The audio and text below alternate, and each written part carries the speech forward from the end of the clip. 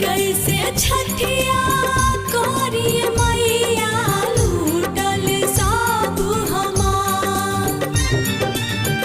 कैसे छठिया करिए मैया लूटल सब हमार।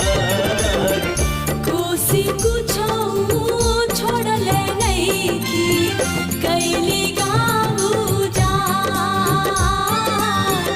कोसी कुछो छोड़ले नइखी कैली गाँव उजाड़।